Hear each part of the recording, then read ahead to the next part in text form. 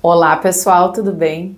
Para você que está chegando novo no canal, já se inscreva. Esse é o canal do Projeto Corpo Consciente. Toda quarta-feira eu trago vídeos novos falando sobre o corpo somático, trazendo exercícios, reflexões. Para você que já me assiste, se fizer sentido para você, deixe seu like, compartilhe com mais pessoas, para que mais pessoas possam também se beneficiar desse conteúdo e assim você me ajuda a crescer esse canal.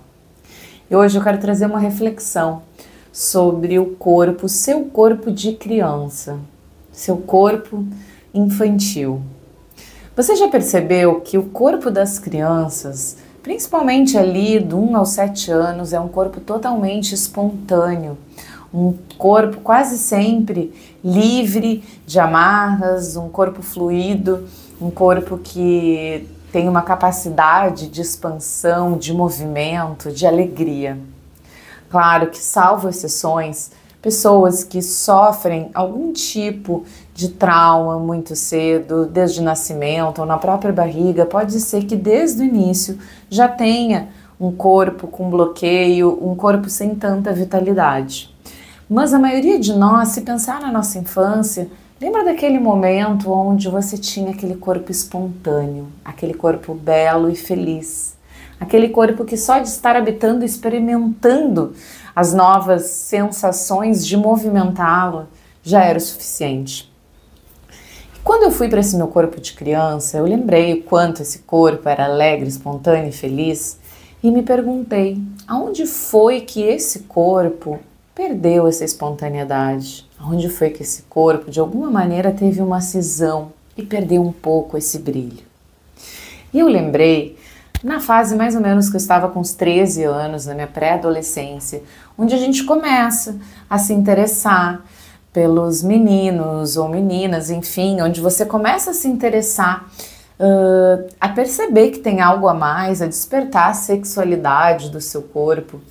E começa a entender que o seu corpo ele também tem esse viés da sensualidade.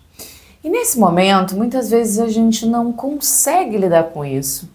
Ou muitas vezes também por a gente já querer utilizar esse corpo a fim de sedução, a fim de conquistar algo que a gente quer, tudo isso de maneira inconsciente. Pode ser que naquele momento a gente comece a ter uma cisão do nosso corpo. Eu percebi que nesse momento foi quando eu tive uma das primeiras cisões do meu corpo. Quando eu comecei a perceber que certas coisas eu não podia fazer. Eu que sempre fui uma menina moleca, que sempre fui aquela pessoa que sentava com as pernas mais abertas, que eu lembro que quando eu era pequena, na praia, eu me lembro que eu não usava a parte de cima do biquíni. E aí naquela época eu já comecei a pedir para minha mãe que eu queria uma parte de cima. Eu já comecei a sentir que eu tinha que fechar um pouco as pernas e que eu tinha que reprimir mais esse meu jeito espontâneo e de movimentar o meu corpo. E assim, sem a explicação, sem a percepção na época, tu vai fazendo aquilo e vai reorganizando a sua maneira de ser. Percebe que quando a gente vai bloqueando essas espontaneidades do corpo, a gente de alguma maneira também vai bloqueando os nossos instintos, as nossas emoções e a nossa criatividade. Porque a criatividade ela nasce da espontaneidade, quando a gente está conectado com a gente. E aí, nesses processos que é comum da idade acontecer, se nós não temos uma compreensão ou um estímulo dos pais, dos professores a experimentar aquele corpo, a movimentar aquele corpo, um terapeuta que converse sobre isso, a gente acaba se fechando. Eu percebo também que muitas pessoas tiveram nessa fase, quando começam a desenvolver, principalmente as mulheres, desenvolver o corpo, desenvolver o seio, começam a se sentir muito diferente do resto das crianças e também começam a fechar o seu corpo, a diminuir, porque não querem ser a mais alta da sala ou não querem ter 100 enquanto suas amigas também não têm. E aí a gente vai modificando a fisiologia desse corpo e influenciando no nosso comportamento. E aí quando a gente vai chegando lá na fase adulta, onde a gente já trabalhou esses aspectos cognitivos, a gente já tem uma maior maturidade e a gente quer retomar a nossa espontaneidade, a gente não consegue. porque de alguma maneira o nosso corpo ficou preso nesses processos. Então, um exercício que eu gosto muito de fazer, que eu trago na minha prática clínica, que eu trago nas minhas aulas, é perceber como está seu corpo quando a gente vivencia algo que já aconteceu com você, quando você traz para o seu plano mental algo, percebe como esse corpo responde.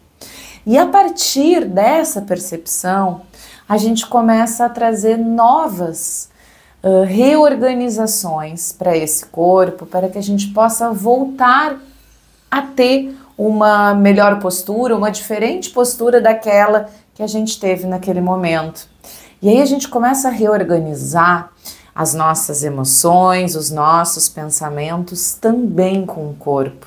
Esse é o processo que eu tanto falo de também levar o corpo para a terapia.